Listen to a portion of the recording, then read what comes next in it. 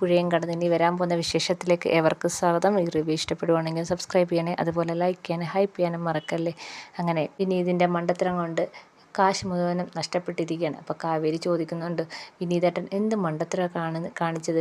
ഇപ്പോൾ ഹോസ്പിറ്റലിൽ മൈസയും കൊണ്ട് വരുന്നത് കാത്തിരിക്കുകയാണ്.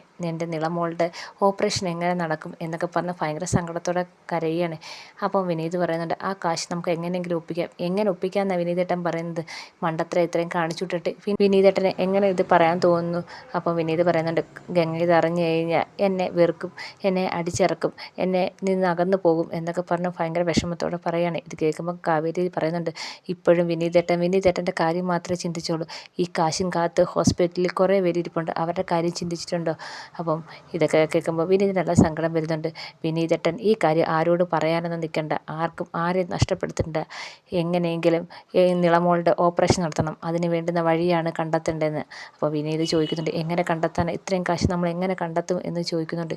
ഇത് കേൾക്കുമ്പോൾ കാവേരി പറയുന്നുണ്ട്, എങ്ങനെ ആയാലും കണ്ടെത്തിയേ പറ്റൂ, നമുക്ക് ഈ ഓപ്പറേഷൻ നടത്തിയേ പറ്റത്തോളം എന്നൊക്കെ ഭയങ്കര വിഷമത്തോടെ കാവേരി പറയുന്നുണ്ട്. എന്തായാലും എന്തെങ്കിലും ചെയ്യാൻ പറ്റുമെന്ന് നോക്കട്ടെ എന്ന് പറഞ്ഞ് കാവേരി നേരെ ഹോസ്പിറ്റലിലേക്ക് പോവുകയാണ്.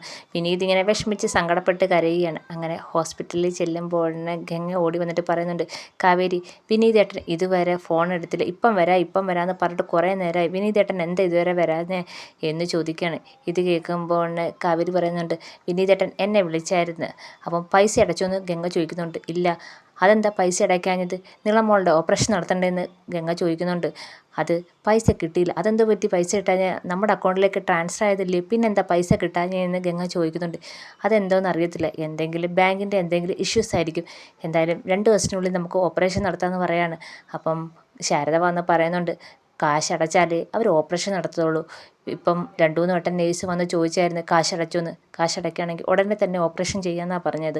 അപ്പോൾ ഇത് കേൾക്കുമ്പോൾ കാവേരിക്ക് നല്ല വിഷമം വരുന്നുണ്ട്.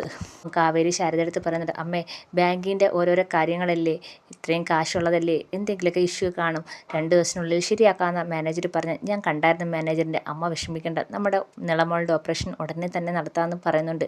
ഇത് കേൾക്കുമ്പോൾ ഗംഗ പറയുന്നുണ്ട്, ഇത് വലിയ കഷ്ടമായി പോയല്ലോ, അങ്ങനെയാണെങ്കിൽ നമ്മൾ 2 ദിവസം കൂടെ കഴിഞ്ഞിട്ട് വന്ന് അഡ്മിറ്റ് ആയാൽ മതിയെന്നൊക്കെ ഗംഗ പറയുന്നുണ്ട്. അത് കുഴപ്പമില്ല ചേച്ചി, നമുക്ക് എത്രയും പെട്ടെന്ന് തന്നെ നിളമോളുടെ ഓപ്പറേഷൻ നടത്താമെന്ന് കാവേരി പറയുന്നുണ്ട്. എന്നിട്ട് കാവേരി അവിടെ വന്നിരിക്കുകയാണ്. വിഷമത്തോടെ വന്നിരിക്കുന്നത് കാണുമ്പോൾ ഗംഗ വന്ന് ചോദിക്കുന്നുണ്ട്, എന്തെങ്കിലും പ്രശ്നമുണ്ടോ? ഹേയ്, ഒരു പ്രശ്നമില്ല ചേച്ചി. എന്നിട്ട് വിനീതേട്ടൻ എന്ത് ബാങ്കിൽ പോയെ?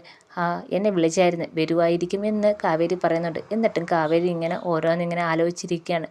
അപ്പം നിളമോളിനെ നോക്കി ഇങ്ങനെ ഇരിക്കുന്നുണ്ട്. നിളമോളിങ്ങനെ കട്ടിലേക്ക് കിടക്കുന്നതൊക്കെ വിഷമത്തോടെ ഇങ്ങനെ നോക്കുവാണ്. ഈ സമയത്ത് നരനെ പെണ്ണ് കാണാൻ വേണ്ടി ഒരു കൂട്ടർ വന്നിട്ടുണ്ട്. അപ്പം മുത്തശ്ശനും മുത്തശ്ശിയും പെൺകുട്ടിയുടെ അച്ഛനും അമ്മയായിട്ട് സംസാരിച്ചുകൊണ്ടിരിക്കുകയാണ്. ആ സമയത്താണ് നരൻ വരുന്നത്. അപ്പം ചെറിയമ്മ നേരെ ഓടി ചെല്ലുന്നുണ്ട്. അപ്പം ചെറിയമ്മ എന്താ വിളിച്ചത്, ആരെങ്കിലും ബന്ധുക്കൾ വന്നിട്ടുണ്ടോ എന്ന് ചോദിക്കുകയാണ്.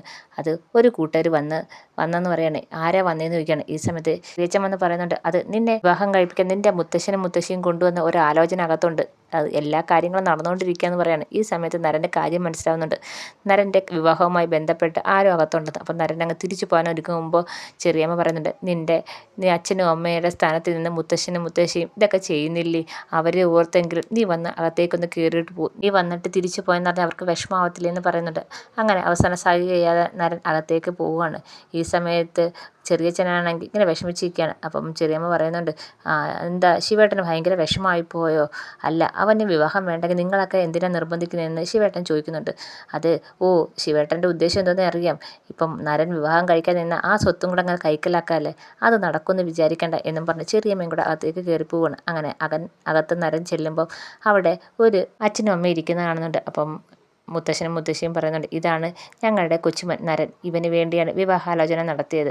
അപ്പം അവർ പറയുന്നുണ്ട്, ഞങ്ങൾക്ക് ചെറുക്കനെ ഇഷ്ടപ്പെട്ടു, ഇനി ചെറുക്കന് പെണ്ണിനെ ഇഷ്ടപ്പെട്ട ഈ വിവാഹബന്ധമായിട്ട് നമുക്ക് മുന്നോട്ട് പോകാമെന്ന് പറയുന്നുണ്ട്. അപ്പം മുത്തശ്ശി പറയുന്നുണ്ട്, അതെ, ഞങ്ങൾക്കും അതിന് താല്പര്യമുണ്ട്, ഞങ്ങൾക്കും പെണ്ണിൻ്റെ ഫോട്ടോയൊക്കെ കണ്ട് ഇഷ്ടപ്പെട്ട്, ഇനി അവർ തമ്മിൽ കാണുകയാണെങ്കിൽ അവർക്ക് ഇഷ്ടപ്പെടുവാണെങ്കിൽ നമുക്ക് ഇതുമായിട്ട് മുന്നോട്ട് പോകാമെന്ന് പറയുകയാണ്. അപ്പം നരന് ഇതൊക്കെ കേട്ടിട്ട് നല്ല ദേഷ്യം വരുന്നുണ്ട്. അതിനുശേഷം നരൻ അങ്ങ് ഇറങ്ങി പോവുകയാണ്. മുത്തശ്ശനും മുത്തശ്ശിയൊക്കെ ആലോചന കൊണ്ടുവന്നതൊന്നും നരന് ഇഷ്ടപ്പെടുന്നില്ല.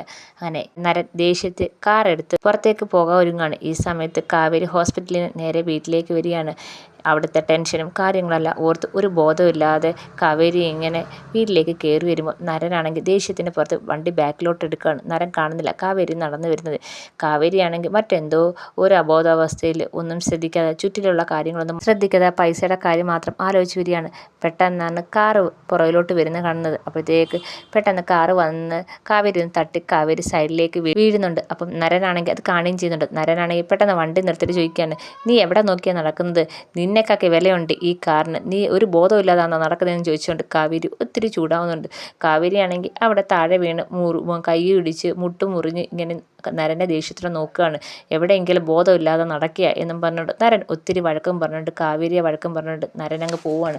കാവേരിക്കാണെങ്കിൽ നല്ല ദേഷ്യവും സങ്കടവും ഒക്കെ വരുന്നുണ്ട്.